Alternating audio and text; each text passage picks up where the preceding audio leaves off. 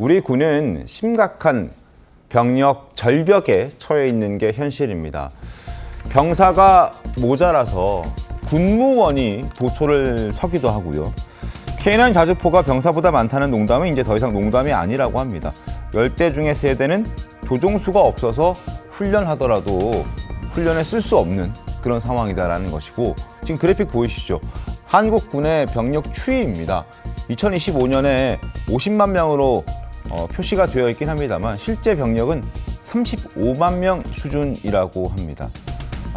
훨씬 더 부족한 것이고, 앞으로 해를 거듭할수록 그 병력은 더 줄어들 수밖에 없고, 간부들의 병력은 유지된다는 것 전제하에 지금 이렇게 숫자가 나와 있기 때문에 저기 표현되어 있는 숫자보다 더 줄어들 수도 있는 그런 상황이라는 점을 잘 아셔야 할 것 같습니다.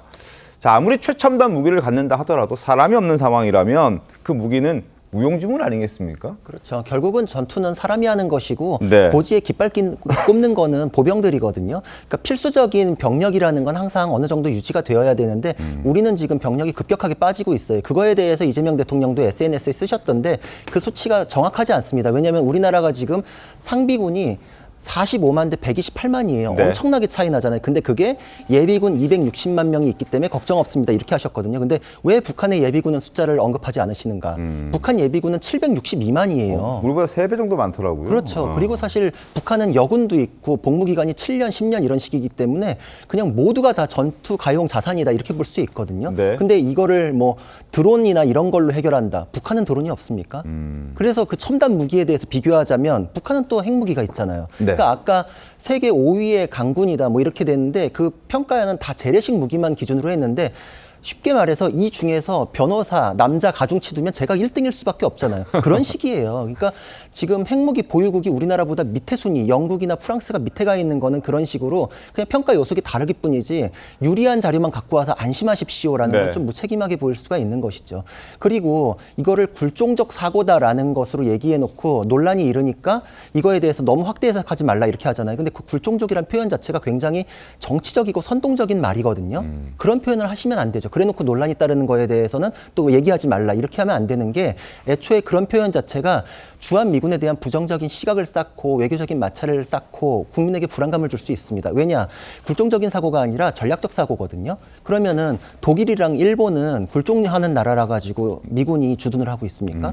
미군이 주둔하고 있는 나라가 15개국이 넘어요. 영국에도 있고 이탈리아에도 있고 필리핀도 있고 지금 그 굉장히 지금 잘 사는 나라다라고 하는 나라에도 미군이 있는 것에 대해서 그 나라들은 전략적으로 사고를 했기 때문이지 굴종적이란 말은 정작 그 나라들에서 전혀 있지 않거든요. 네. 근데 우리나라만 유독 이런 말을 하는 것에 대해서는 이재명 대통령이 관세 협상까지 이제 생각했을 때 내놓을 카드가 없구나. 거기에서 좀 여지를 만들기 위해서 우리도 이거에 대해서 다른 선택할 수 있다는 걸 보여주고자 하는 그런 생각은 있는 것 같은데 굉장히 하수다 이거는. 외교는 외교 문제로 풀어야 되고 안보는 안보대로 지켜야 되는데 안보를 지금 제공해가지고서 협상에 있어서 카드를 열려고 하는 거는 국민 불안만 가중시킨다 이런 생각이 듭니다.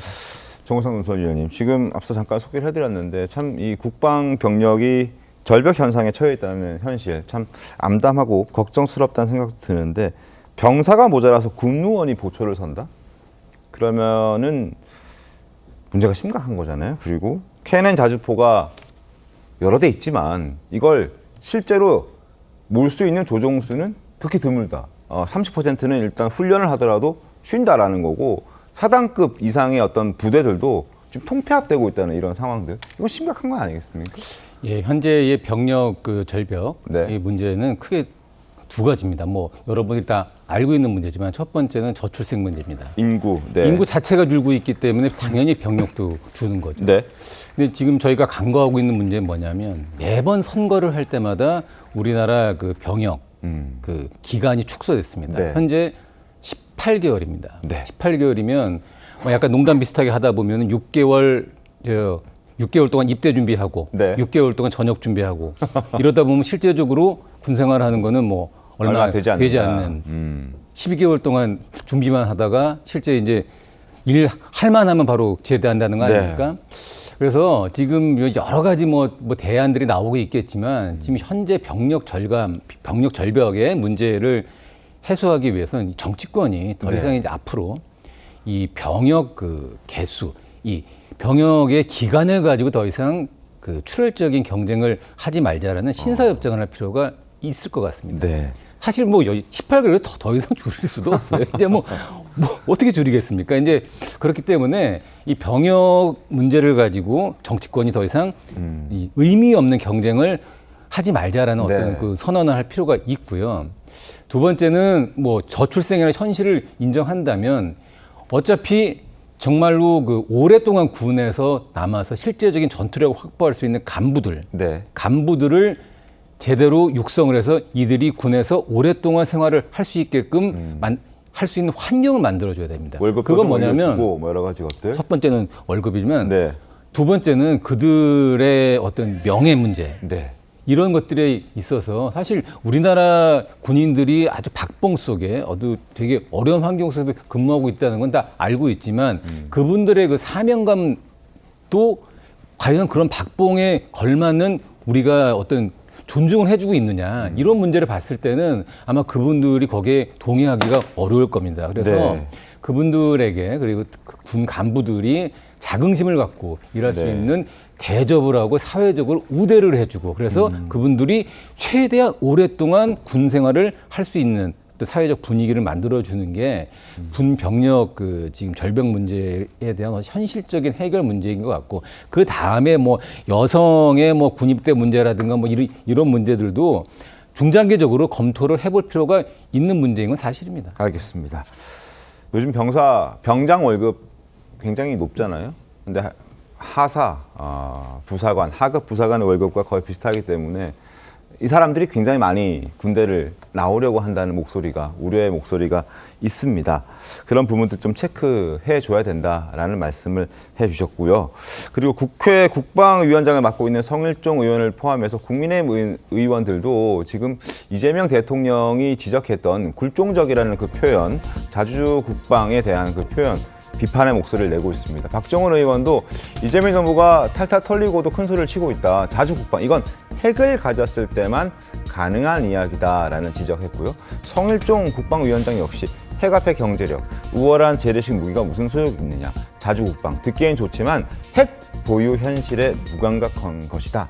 결국 핵이 있어야만 된다라는데 그걸 우리가 지금 이재명 대통령이 간과하고 자주국방, 굴종적 이런 표현을 썼다라는 그런 지적을 뒤따르는 것 같아요. 어떻게 보셨습니까? 네, 그렇습니다. 그러니까 이재명 대통령이 동시에 상충되는 두 가지 얘기를 한 겁니다. 네. 그러니까 북한과 미국 사이에 진행되는 핵 협상에 대해서 이제 그것이 어떤 동결로 이어지더라도 그것을 받아들이겠다라는 것은 결국은 북한의 핵무기를 인정하겠다라는 그게 사실은 굉장히 굴복적인 것이거든요. 네. 또한 그 얘기를 함과 동시에 우리 국내적으로는 뭐 여러 가지 어떤 뭐 병력 문제에서 특히나 안보 문제에서 외국 군대 없이도 우리는 지킬 수 있다라는 얘기를 한 겁니다. 즉 북한의 핵무기는 인정을 해주고 그동안 우리를 보호해준 주한미군이 없이도 우리는 자주국방을 할 수 있다라는 얘기는 결국은 핵무기가 없이 핵무기를 가진 거의 깡패 국가와 비슷한 북한과 우리가 맞설 수 있다라는 내용이거든요. 그러니까 두 가지 상충하지 않습니까? 핵이 네. 없는 국가가 핵을 가진 국가와 어떻게 맞설 수 있겠습니까? 여러 가지 면에서 협상력에서도 우리가 떨어지고요. 또한